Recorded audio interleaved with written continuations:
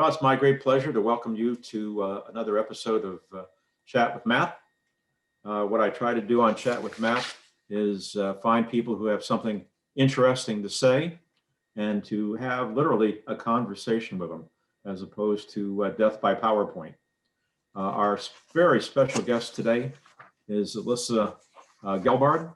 I had a conversation with her earlier in the week, earlier in the day, and we've been exchanging email, and we've had a conversation at the beginning of this process. And she and I are going to have a conversation with you. She's going to, of course, dominate the conversation because she is the guest speaker. And we're going to be talking about personal branding for leaders in a virtual world. It has been my experience that people who introduce me do a terrible job of it, and I don't want to fall into that category. So I'm going to have Alyssa introduce herself to you, tell you a little bit about her background and how she came to form this company. So with no further ado, I'm going to turn the spotlight over to Alyssa. Let's see here at Spotlight. There we go. So Alyssa, the show is yours. Why don't you get us started and let us know who you are and how this all came to be. Sure thing. Well, thank you for having me. Good to see everybody. I see some familiar faces. Sorry, Matt, but it's Alyssa. 99.9% of the world say Alyssa, even people I've known for 25 years. So I guess that's part of my personal brand, is always having to say, correcting people. But anyway, but I still do it. So I'm Alyssa Gelbard. I'm the founder and CEO of Point Road Group. We are a personal branding firm, and we work with both companies and individuals about making better impressions. And so my story is not a straight line of, oh, I always wanted to have my own company. Certainly not. My background is marketing and branding. And I worked in a few different industries before starting my company. Started my career in sports marketing and worked in technology consulting and then higher ed / biomedical research. And what happened was I was always in marketing and branding, hired a lot of teams, was always pretty stringent in how I hired people. So I kind of became known as, internally in companies where I worked. If you're looking to hire someone, ask Alyssa, she could always give you some good advice. I also love connecting people. So whether it was inside my company or anywhere else, and, I'd say, oh, you're interested in this, you should talk to so-and-so. And that was always fun. And as I progressed in my career, particularly when I got to the technology consulting world during the dot-com boom, the original one, I also would advise the business development team when they were networking and how to connect better. And none of this, by the way, was ever part of my job. It was just things that I did that I thought were fun, and I always enjoyed doing them. And then I got to a point in my career where people I didn't know started asking me for advice. And then I said, I'm going to hang up a shingle. Why not? And then the business was born. And when we started, it was helping executives. So it was always people at the senior level, help them tell their story. So as they were looking for jobs and then board seats and then just a stronger personal brand. And from the early days, we also spent a lot of time working with finance executives. So I have deep experience working with people like you. So I understand your backgrounds and your challenges and successes and everything throughout your career. So as you know, we're generally very modest people. Wonderful people. So it's very hard for us to brag about anything. Yeah. And also people in technology, I think, are very similar.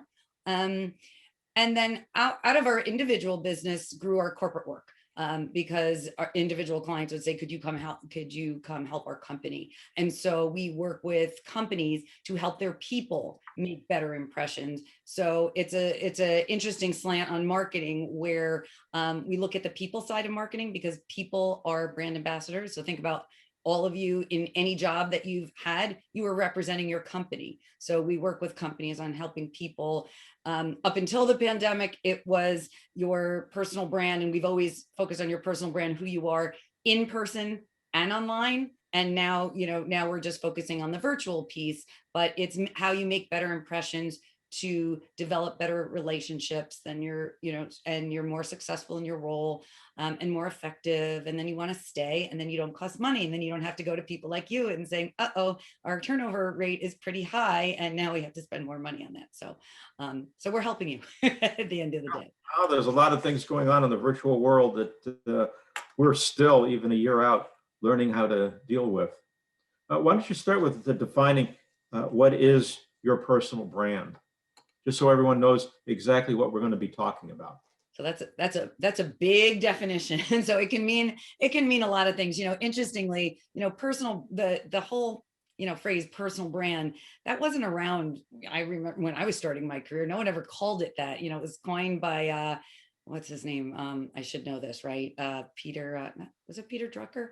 I think so. In Search of Excellence.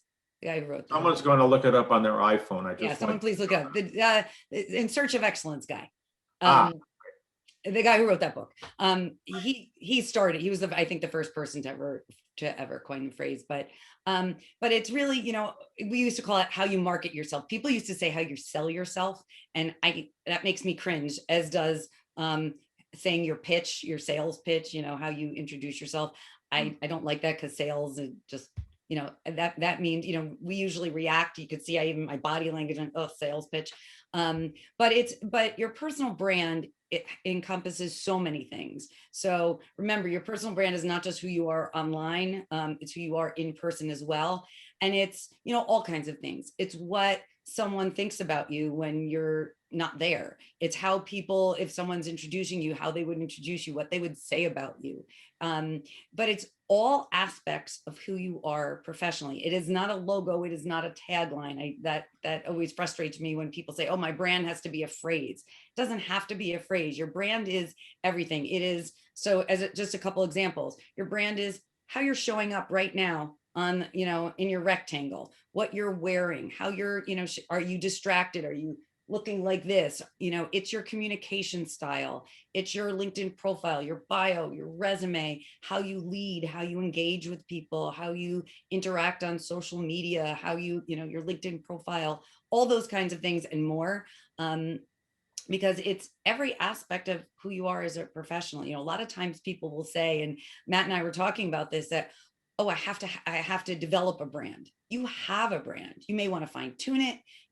That's a whole other conversation, but you do have one to start. It's about thinking about, is your brand relevant towards, where you're looking to go in your career?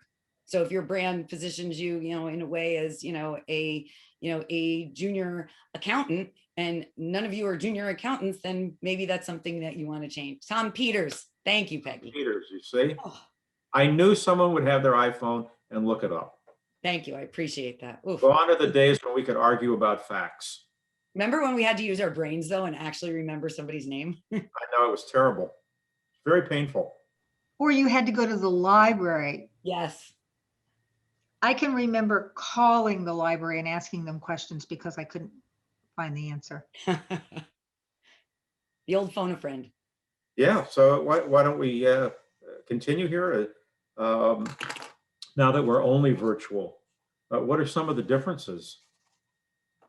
Well, I think, a lot of it is really kind of coming through in thinking about your screen, like I said, that virtual piece, but then certain things get more emphasized, like your response time to emails, to meetings. How many times when someone follows up with you because you haven't responded to a meeting request? They sound like, I guess taking a step back for a second, your personal brand is larger picture, but it's also all in the details too. So certain details become more emphasized right now when we're virtual. So that's, those are a couple of examples of your communication that way. But, again, showing up. There's an expectation in the world that if you send out a message, everybody's going to get back to you immediately. And right. I think I told you, I have a search practice, and I found that, number one, no one checks their phone messages anymore. They hardly check email. If I really have to get a hold of somebody, I send them a text message. And I'm sure that's not going to work soon. And I don't know what's going to replace it. Right. It depends. I think it depends on what someone's doing. If they're looking for a job, that phone is going to be right there. And really they should be on top of email as well. I know, I know for me during the day, between meetings and everything going on, my phone is almost always face down because I don't want to see all the text messages coming through because they're too distracting. Yeah. But yeah, communication is really important, and how also right now, how you lead your team, and when you're part of a leadership team, how you show up and engage, because everybody's distracted. Working from home poses obviously all these, I don't even want to say new challenges anymore, but not everybody, just because we've been doing it for a long time does not mean everybody's handling it super well or has been able to balance everything. And that can impact how you're sort of showing up every day. And there's a lot of still people who haven't quite figured it all out. There's a difference, for example, in my mind, between meetings where there's 20 or 30 people and meetings where there's only 3 or 4. Yeah, absolutely. I don't know that, or maybe let's say a team of a half a dozen people, which is a nice number for a team. I think the fact that you're on screen at all times and people might be watching you, they have gallery view on and they might be watching you. And to your point about being distracted by your phone, there are people who are supposed to be in the moment and they're checking their phone. You can see they have another. Right, I have 2 they have monitors. their head down like this, and you can tell when someone's, how many times you're on any kind of, even if it's social, even if with your friends, and you could tell someone's their heads down, or they're doing, I have a screen here. What if I'm like this? Then I'm doing something else. Or you have a loud keyboard and you can clearly hear someone typing. Just not cool in any way. There are sometimes people who have not realized their mic was open. Right. Or if you have to get up, stop your video for a second. Yeah. Those are some basic things. But sometimes one of the things I think is really important, though, is, look, we're all dealing with this. So if you have to do, if one of those things are coming up, depending on how big, to your point, that meeting size is. So I was on a meeting yesterday afternoon and we were going through a bunch of details, and I had on my second screen, I had the spreadsheet much bigger. And I said to everybody, if you see me turn my head, I'm looking at this, I have the spreadsheet on my second screen, because otherwise I'd be going like this with my face all closed or taking off my glasses all the time. So, right. That's okay. Or, hey, there's something, you have workmen in your house or your apartment, you can mute something for a minute. But in those instances, when it's a small group, I think it's fine to tell people. If it's a larger group, you have to be very aware. You are a window and people might be watching you. It's right. a little creepy. But, right. And also think about when you come on screen. I like to think about coming on screen like you're walking into a room. Let's say whether it's a conference room, someone's office, an event, you walk into a room, someone notices you. You come on screen, someone's going to notice you. So you don't want to come on screen where, you're going like this, talking to someone, or you're talking to someone in the other room and haven't muted yet. Be cognizant of that first impression. And that's a good topic too. The whole, as we discussed earlier, you don't get a second chance to make a good first impression. No, you don't. You have to do so much to undo it. If you don't make a good one, you have a heck of a lot of work ahead of you, to undo that. And sometimes you can't, depending on what that impression was. But all of what we're talking about too is not rocket science. It really is not. It's just taking a little bit of time and effort. We talk about room setup, your lighting, how often, and you all know, and I promise you'll, how often have you been on some kind of Zoom or video meeting where you see someone's really messy kitchen or unmade bed, in the background, or if they have, little ones at home where there's toys strewn everywhere. It doesn't take that much effort to just make a slight adjustment so someone sees a little bit less. Close the closet door, pull the cover over your bed if you have to be, in a bedroom. Sometimes people don't have a choice of where they can be. So those little efforts, they go a long, long way.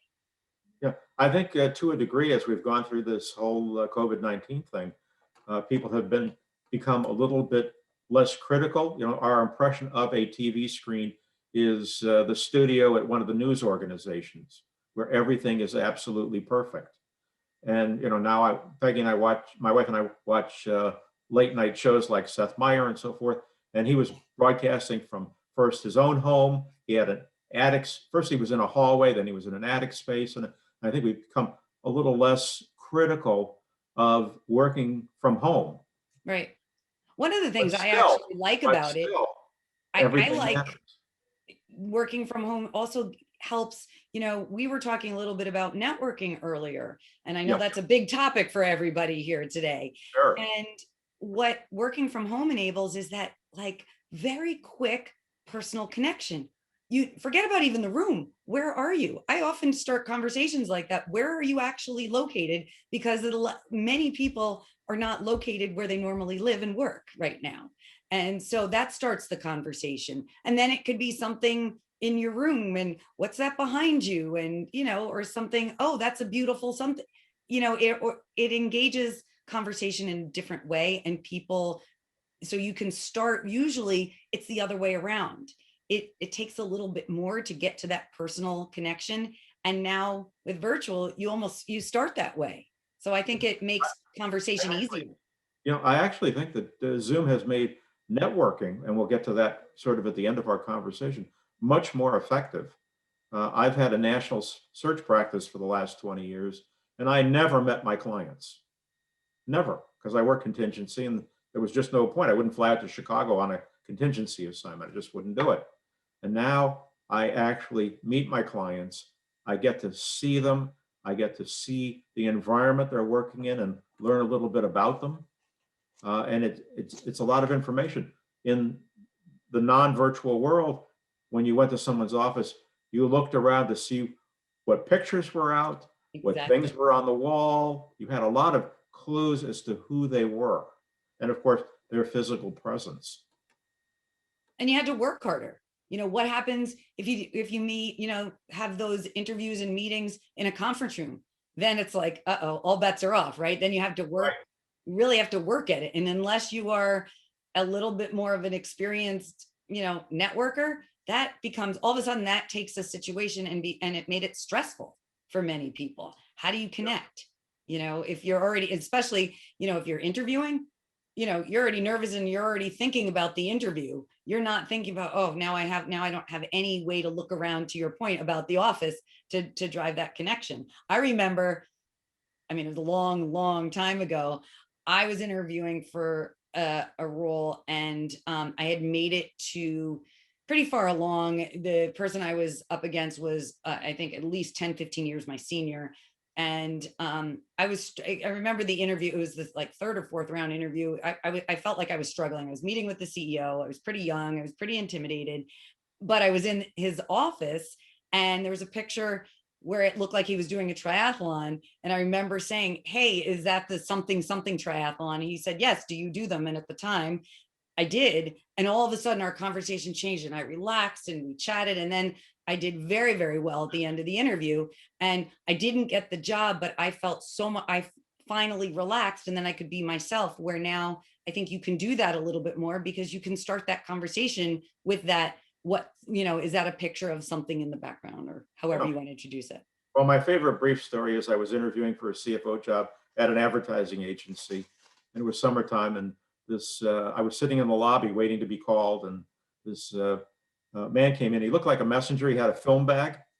Remember those? He had a bag of, 50 rolls of film, and he was wearing shorts and a dirty t-shirt. And he came over to me. I don't know why. Well, I was wearing a suit, which was a little out of place in that advertising agency, even back in the 1980s. And he said, "Are you interviewing for the CFO job?" I said, "That is one knowledgeable messenger." That's great. So what are people missing about this whole virtual? What opportunities are they missing on this virtual presence? What things So do they tend to miss? I think there's a few things. One, I think, is how people dress. I think it still blows my mind that people are not paying attention to this. Because like you said, you know, you're in that rectangle or a square. And Yeah. I mean, earlier this week, I was on a board call, and, or it's funny, we all say call still, a board meeting, video, whatever you want to call it.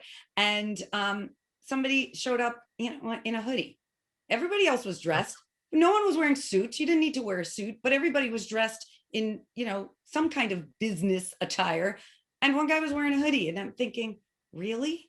Like, you can't take that just, it made it look like, yeah, it's a Sunday, I'm hanging out on the couch, and all right, I'm having a call. It really just, wasn't appropriate in my mind. So I think, and then, whether it's an external meeting like that or even internal, sometimes people will dress really casual if it's just, they're just meeting with their team. But then think about the people who you're leading. Then they think, well, if my boss can do that, then I'm going to do that when I'm not on with my boss. And then, and then it it goes downhill from there. I don't, a sweatshirt turns into a t-shirt, turns into a baseball hat. And, I just don't think that's appropriate. I think you could still be casual with a team. I'm not saying you have to be formal all the time, but you're still at work. Just because you're at home, you're still at work. You can still wear flip-flops or barefoot and slippers and sweats on the bottom. But, I like to think of it as, would you show up like that if you went into an office? No. So, there's gotta be something in between there. The rumor was that Richard Nixon wore wingtips to the beach. Because you never know. He was very formal. Even at the beach, he had his wingtips on, His feet must have been hot. Well, that was a long time ago. Yeah. But since we talked, we promised something about corporate here, not just about people. So why don't you talk about mastering meetings and facilitating presentations? You're a group leader and you've called the Zoom meeting. Right. What do you do? And I think that's where people, I'm sure all of you have been on meetings where they get out of hand pretty quickly.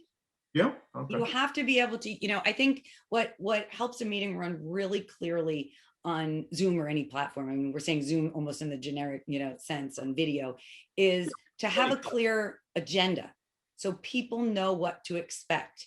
And sometimes timing can be helpful too. So, if everybody likes to chit chat, and that can sometimes derail. I mean, I do that sometimes with my team because we all get excited to see each other. And then, if we have something that we all need to discuss and we have to have an outcome by the end of the meeting or a next step, we want to make sure that we're sort of tied to the time. So give yourself, even if it's a loose amount of time, that can be incredibly helpful. You always want to, though, when it comes to video, you always want to have some start time for chit chat, for people to say hi to each other or say something, just something.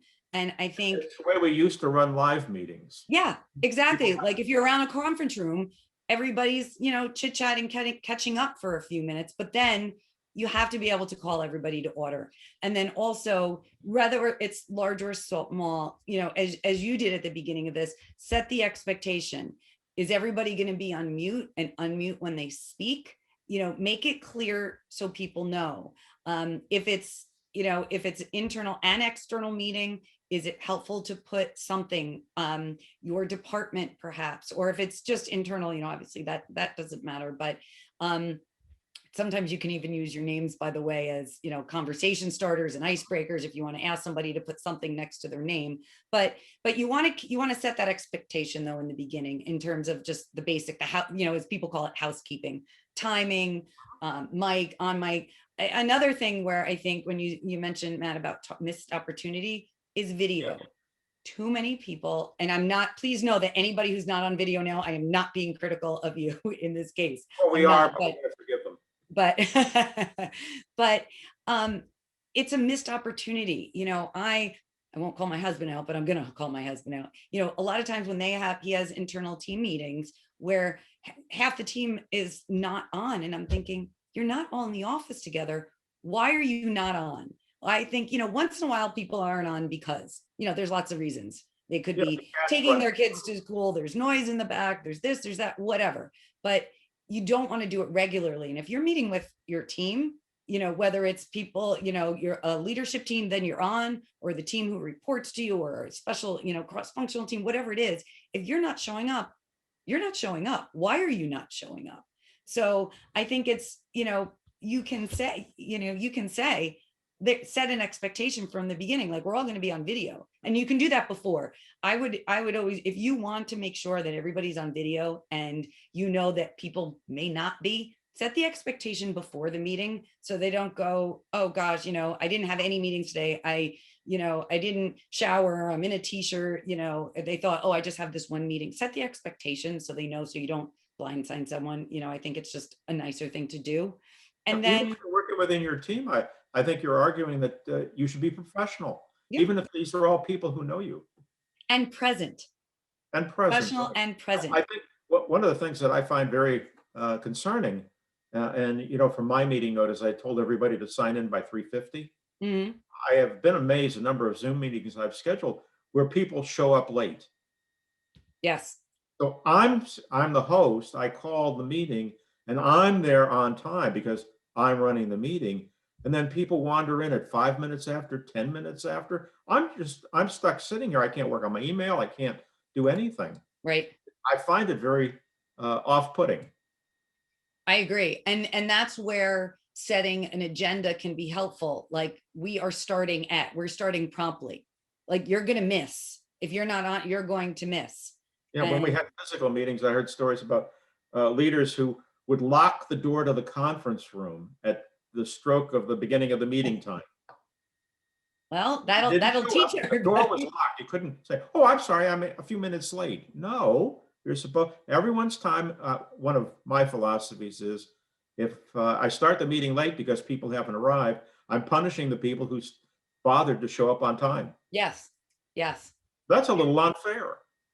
Absolutely. When we actually lead events for my company, we start on time and we say that exact thing. We say, we're not going to penalize the people who are here on time. They shouldn't have to be, because then we're going to have to go over. And part of that too is going over when you talk about a meeting that you're on, when you're leading a meeting.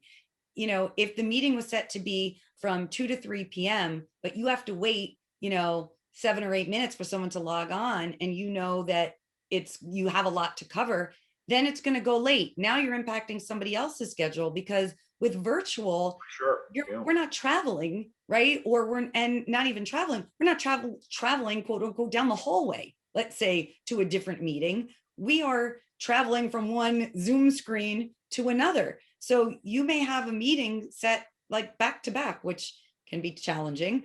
But you might have that. And then all of a sudden, if it goes late, what if you're hosting the other one? Now people can't even get on. So right. that's starting. Maybe they got the time wrong. Maybe the link doesn't work.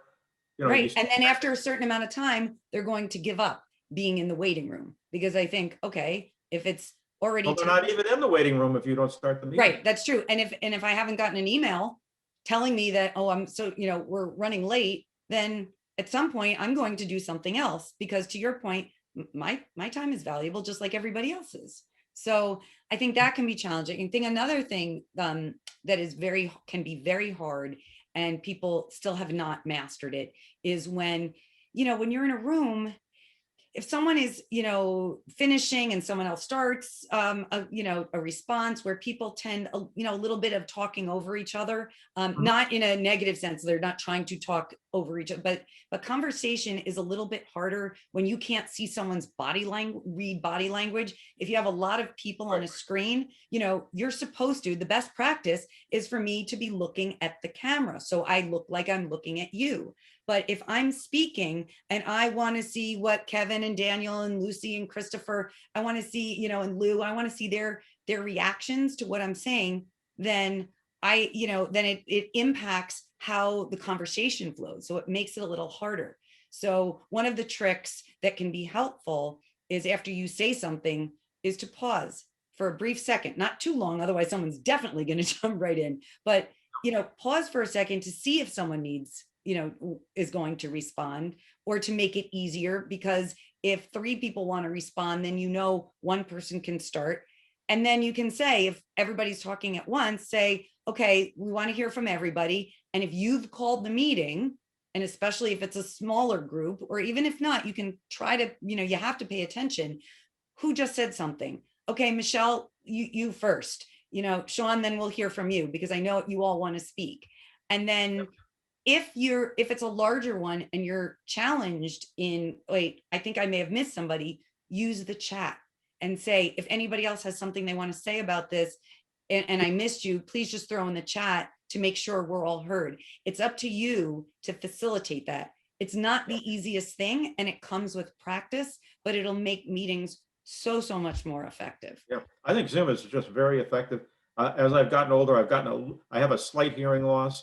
And the really nice part, there are two things I like about Zoom. Number one, telephones are all digital. So either you're talking or I'm talking. And if you talk without ever taking a breath, I can't interrupt you. You can literally scream into the phone. You can't interrupt people. Number two, on Zoom, I can turn the volume up louder. I love that. And you can Then I also don't- mute somebody if they haven't come. Plus I can read prepared. lips. I've learned how to read lips. So why don't we talk about LinkedIn a bit and how that blends with your branding? So LinkedIn is so critical. Everyone, you all know this, but I just have to like bold, underline, exclamation point, all of, especially now. Okay, forget about if you are in job seeking mode, forget that. It's important in your, I mean, obviously it's important for that, but in your everyday business life, it is so important. If you are on any kind of meeting where you don't know somebody, what's the first thing you're going to do? You're going to look them up on LinkedIn during the meeting to get a sense, right? Yep. Or if it's somebody you know who you haven't seen in a while, what are they up to? Let me check them out. And people will actually, I'm sure you've all experienced this when we've all probably done it over the last, give or take a year, is during a meeting, you look somebody up and maybe you message them or send them a connection request during the meeting. Now, that doesn't mean necessarily you're completely distracted and not paying attention, but if it's, let's say a networking event, you want to keep that timing is critical. But with LinkedIn, because people are there, to connect now in just so much more than they used to, that it really behooves you to make sure it really, it is updated, that every aspect of it is updated, particularly your headshot, because if you don't look the way you used to, I mean, that's important in any everyday life, but especially now, if you don't look the way your headshot looks, people won't know that it's you. And it's always about that familiarity. It astounds me how many people look very different, and it's also, it's not just that, it's about, if you, now granted, I'm wearing glasses. I've been wearing glasses for the last couple of weeks because it's winter and I wear contacts. My eyes are dry. I know that's a lot of information, but my LinkedIn headshot, I'm not wearing glasses. If I started to wear glasses regularly, then I would redo my headshot. Absolutely. It's about being recognizable. Also think about when you get to the content engagement piece. So, when you are commenting, liking, posting on LinkedIn, well, not so much posting, but there's that little headshot of you. And if someone mouses over, your headline is there. So your headline's important anyway, but it's there now. And because people are engaging in content a lot more, then that headline is now even more important. So updating all the key sections of your profile too, to make sure you're findable, especially for those of you who are looking for your next opportunity. There's certain sections that, you have to update. Otherwise, it's impacting how you display in search results. You'll be lower on the list, so to speak, if you don't have detail, let's say, of your most recent experience. There's all these kinds. LinkedIn is pretty transparent about certain aspects of key sections of their profile in terms of numbers, the more times more likely to connect, people more likely to message you, etc. Or even view your profile, actually open up and view. So make sure that it's actually complete and relevant to who you are today, that it's not just kind of, oh, this was who I was when I created my profile however many years ago, and I just kind of updated just threw on top the most recent roles. What about your about section, your summary? Is that who you are today? Is that reflective of where you're looking to go? Is it relevant to the people you want to be reaching, in any aspect of your professional life? If it's not, then those are things you should update. And updating LinkedIn can, like a resume, can feel incredibly overwhelming. Do it section at a time. Don't try to do it all at once. And then you'll find, when you're done, hey, wow, I'm making a way better impression. And this is every single day. Now, remember also, you're also reflecting your company. So the better you look on LinkedIn, the better you look as an individual, as well as your company. Yeah, you triggered two thoughts. Number one, I think the picture you have on LinkedIn is very important. And I am astounded sometimes, the professional and senior level people who have a picture that was taken at a wedding they went to, and they've cut somebody out of the picture. I think there was a fellow from Indeed that I connected with, a senior person at Indeed. So, a job search company, right? And he just had some dumb picture on Indeed, and I gave him a lot of grief over it, and he thanked me for it afterwards. I'll tell you my favorite headshot story. Yeah. So It's the second now. thing I wanted to mention is that what was like? Now I forgot what I was going to mention. Oh, I'm sorry. One of my favorite things now is the fact that we live in an Etch-a-Sketch world. So I don't know if everybody remembers what an Etch-a-Sketch is, but there is nothing totally permanent. Back in the days when you had, when I started my job search in 1991, you did your resume and you printed 500 copies. On bond paper. Now, like to your point about your LinkedIn profile, you can digest it one bite at a time. You can always be improving it. And that's a wonderful thing. Yeah. Yeah. So two things on that. So for the improving piece, one of the easiest ways is look at people you admire, look at their profiles. What about their profile do you like? And then, crib from it. I don't mean copy and paste. I don't mean, say verbatim, but look at what they're saying, get ideas, and then update yours to be similar. What is it about it do you like? Do you like that they wrote something in first person? Try it.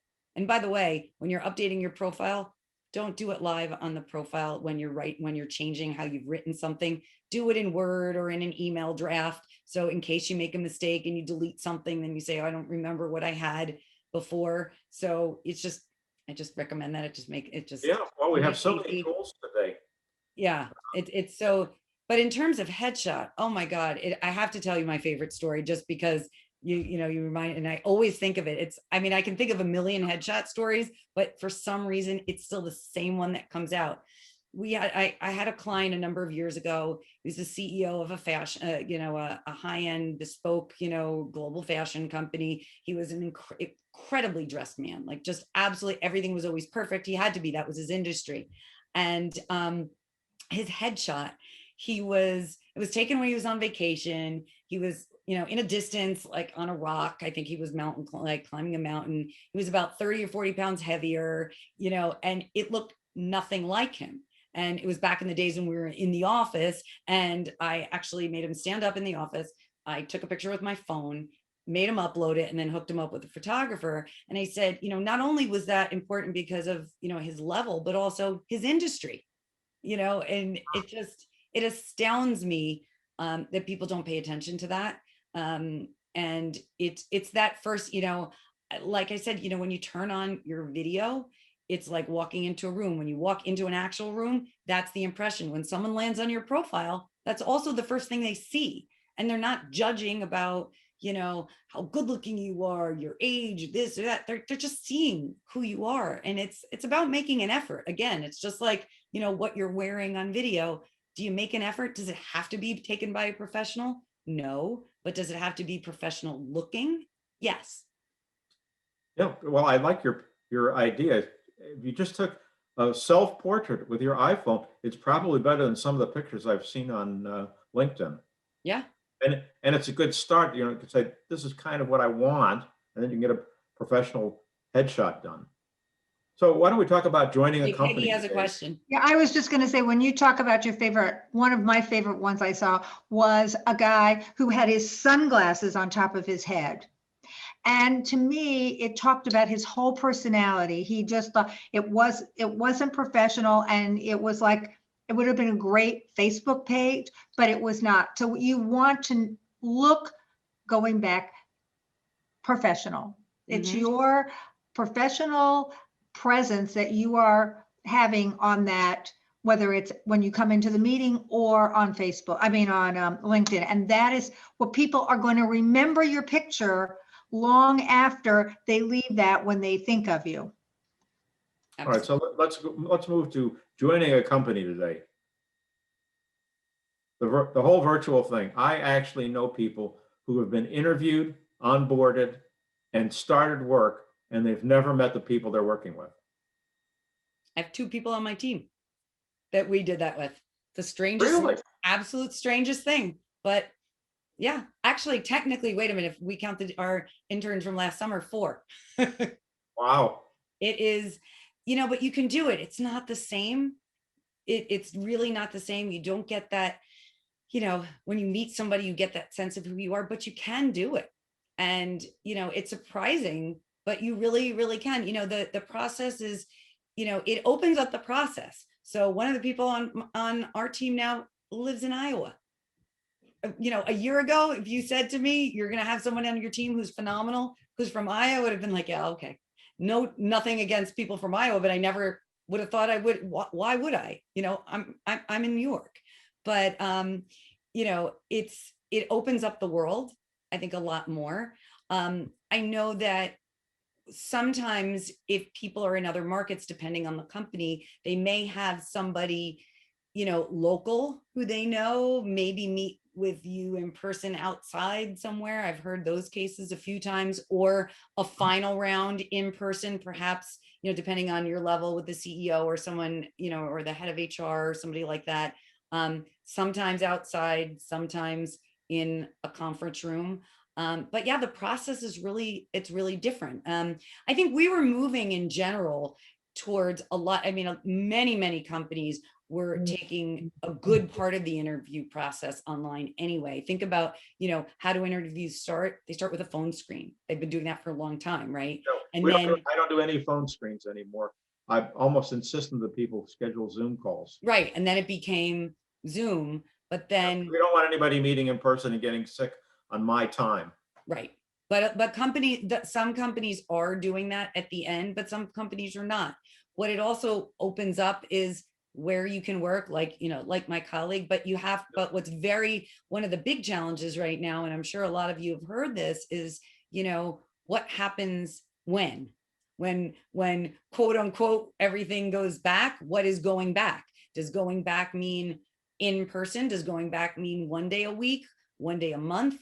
It's very hard now with offer negotiation for that piece, because no one really knows exactly what that might be. And so that becomes a much harder, kind of harder part of the conversation. And then, and offer negotiation, also other things become important that weren't. We don't know how it's all going to end up. And I would be hesitant to take a job that was across the country in fear that they're going to make me move at some point.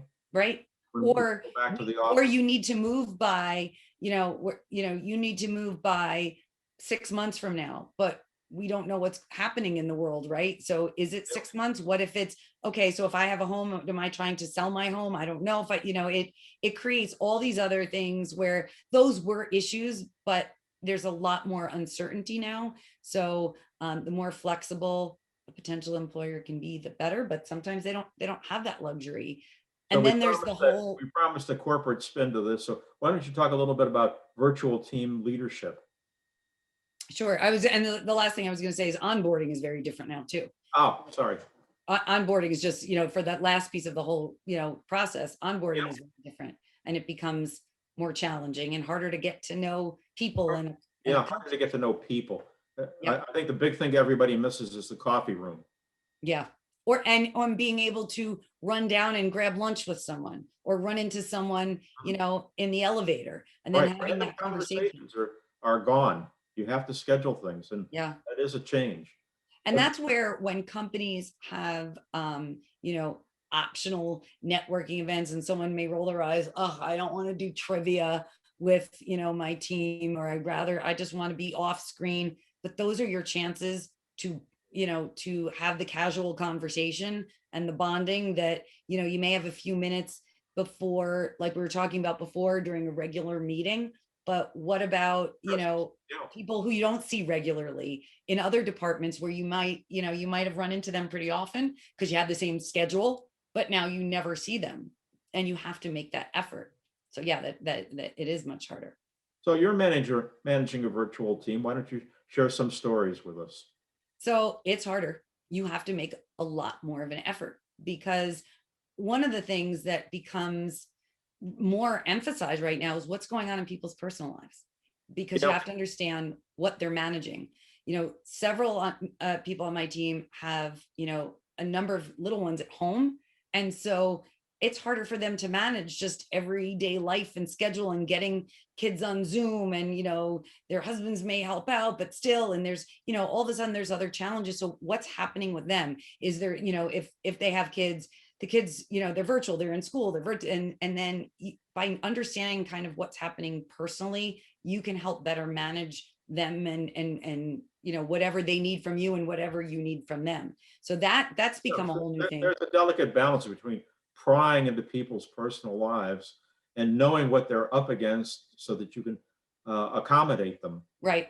A couple of weeks ago, my newsletter editor, who delivers my newsletter exactly at 6:30 every night, I looked, there was no newsletter.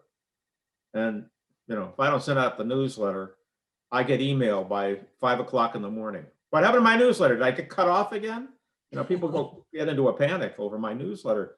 Turned out she moved to Florida. My staff used to all live near me in Westport.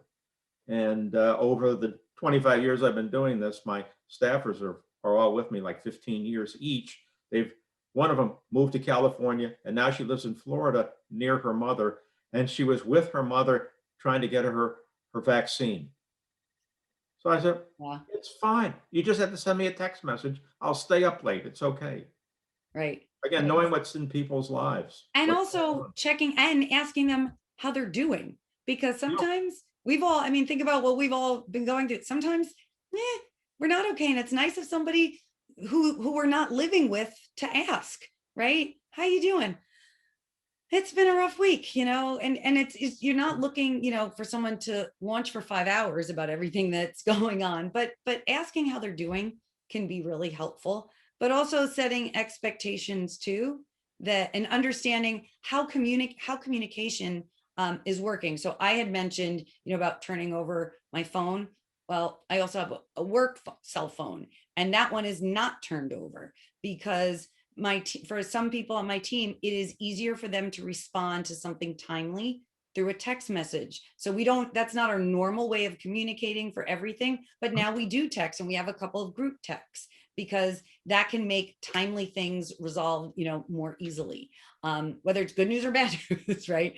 Being able to handle that way. So understanding, also from your perspective, when you're leading, how is communication easiest for you? What's going to be, if you're managing a lot of people in a lot of different areas, then what is a preferable way for you to communicate? You don't want to, of course, you don't want to be like, I want to do this, and absolutely everybody else wants to do something else. Obviously you want to come to some kind of middle ground, but understanding what works best for you so you can be a better leader of the team. I think that's also important. Having them understand your schedules and making sure now that, maybe before you saw some people's schedules, you had access to them, others you didn't. And now maybe it's easier if everybody can see people's schedules so they know where people are, and that someone really truly is not accessible because they're in a meeting. There's a reason why they're not responding to an email or a text, where, before, when you were in the office, you could see if their door was closed. Okay, they're in a meeting. You can see whether people were busy. Right. Now you don't know. Or if they're not in their office, they're somewhere else. Now you don't know. So you don't have to be micromanaging everybody, but understanding where they are and saying to people, look, if you're going to be offline, just let me know if it's going to be a chunk of time, because that can be helpful too. So it's just, having a, understanding. I think communication is the most critical, because people are all over the place. And also understanding now, okay, so if let's say we normally had a weekly meeting on, Thursdays at 11, but now that's a tough time because of X and Y. Maybe, maybe we have to move it because several people were having a challenge showing up then, right? To your point earlier, they were showing up late all the time. Maybe there was a reason and you could find out, and then perhaps moving the time. So I think really and Try to truly, accommodate people's schedules. yeah. And you The don't have to bend challenging over part, work backwards from home, for, you were separated from everything. yeah. And if you Well- find that, one or two people are constantly, you feel like you have to bend over backwards for them, then talk to them and say, okay, something, find out what's going on. Cause usually it's not, you don't want one person to always be that person who, right? If they are, then something is happening, and then, check in with them. Yeah. So I think networking virtually is certainly a huge thing that you can do more of it. Maybe on a good day, you could schedule 2 or 3 in-person meetings. You can schedule a dozen in-person meetings on Zoom. Yeah. But I think the challenge is, you're working from home and people get a little casual. Mm-hmm. They certainly do. You don't know when somebody's going to want to Zoom with you, and it might be important. Right. And I don't know if I want to wear a I think, suit to work from home every single day. I think it's also important that you don't have to take everything by Zoom. I personally will sometimes, say, because before I didn't, and there's certain types of, meetings or things that were a call, they didn't require something in person.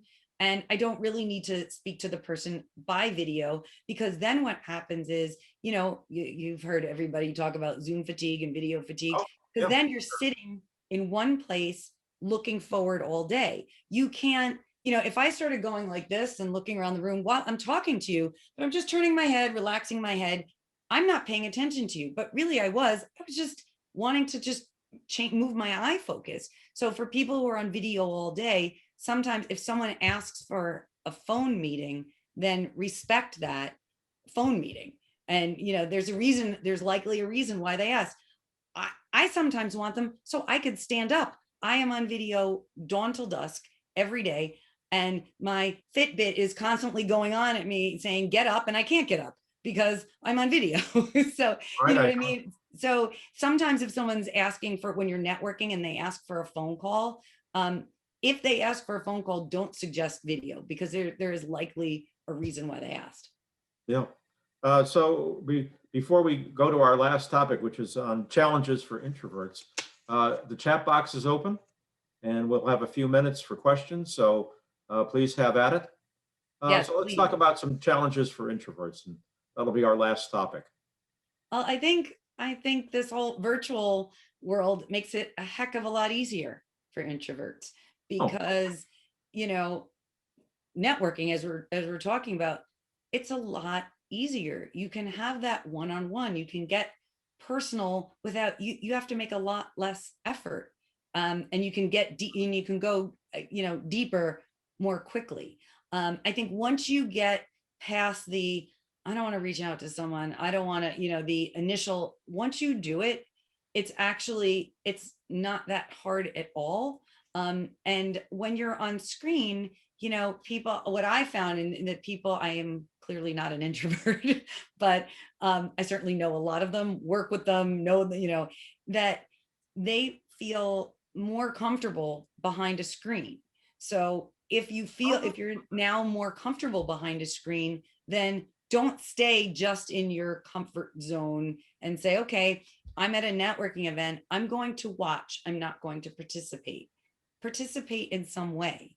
If you don't feel comfortable here, and this is something that I recommend to people all the time, if you are on a bigger networking event, let's say this was a pure networking event and no one knew each other and there wasn't a much commonality and you weren't really sure, but people use the chat, and then people can at least see you that way. So you can chime in, so to speak, at least via the chat as a starting point if you're not comfortable, right? And then it can start a little bit more from there. Move it to LinkedIn, reach out to someone there. Again, you're not having to talk to someone yet, right? So you can move it to LinkedIn, send a personalized connection request, everybody, by the way, always do that.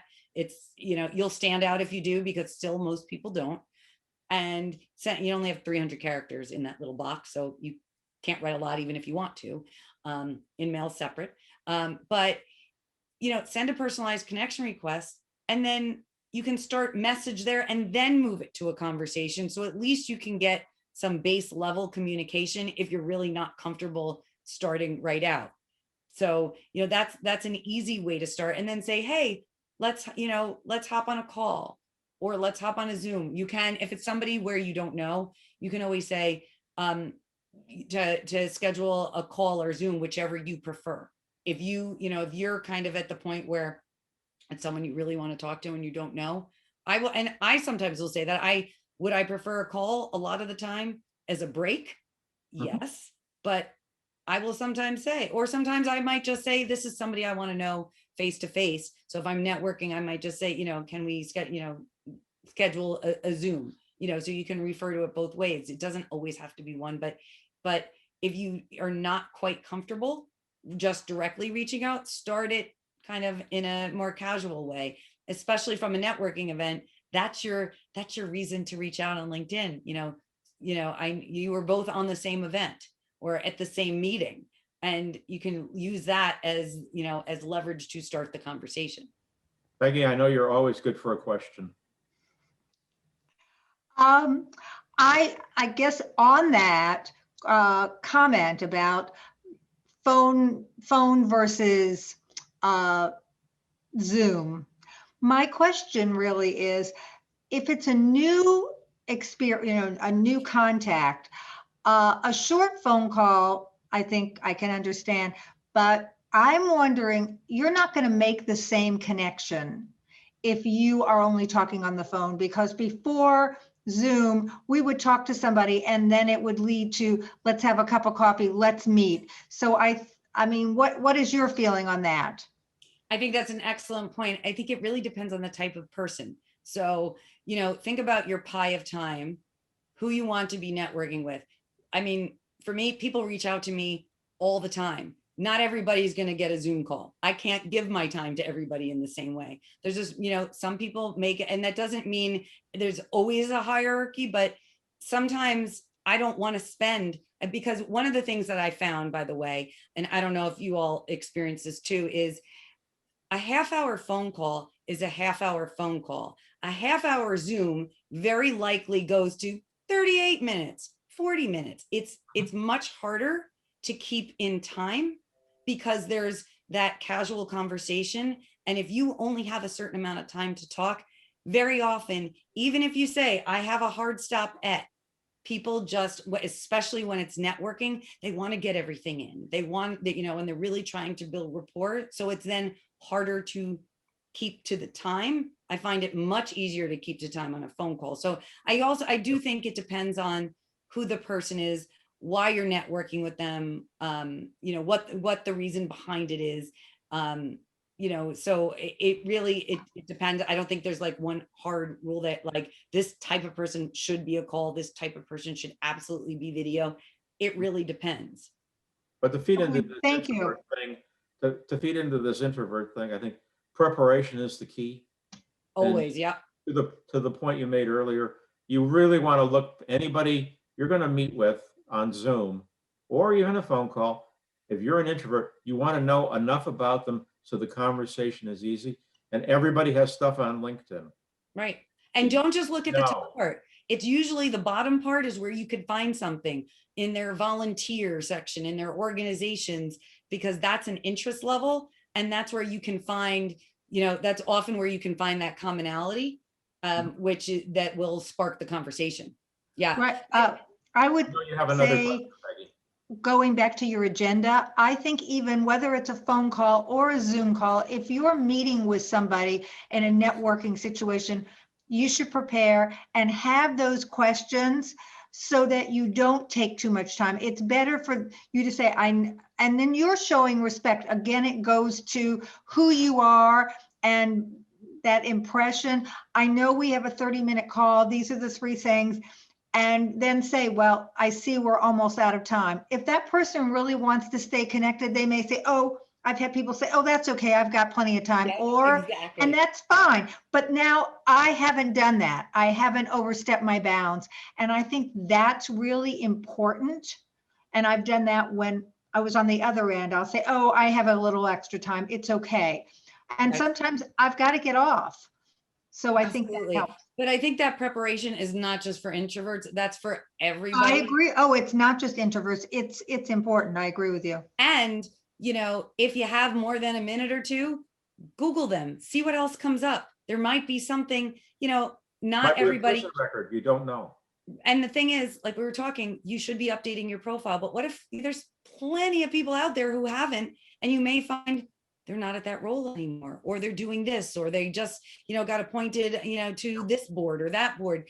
And Googling, you know, just, you know, go a page or two deep just to see, because if you're networking with them and you, especially if you've asked for the meeting, you have something that you're looking for, right? You want to connect with them for a reason. So do a little digging. It can be it can help inform that conversation, you know, to that next level. We have a very good question from Lucy Berkowitz. She says, you mentioned that everyone has a personal brand already. Mm-hmm. How does one know what it is and whether it's appropriate? Well, that's a great question. And actually, I suggest to people sometimes to do we call it a personal brand audit, which means really, really simple.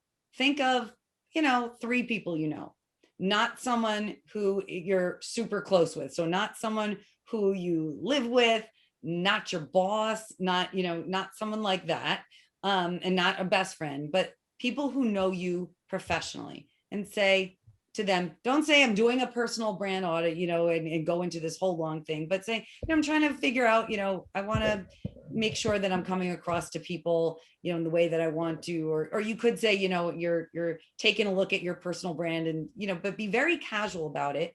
And then say, what are 3 words that come to mind when you think of me? And don't, you know, don't go further than that. Just kind of keep it, you know, higher level.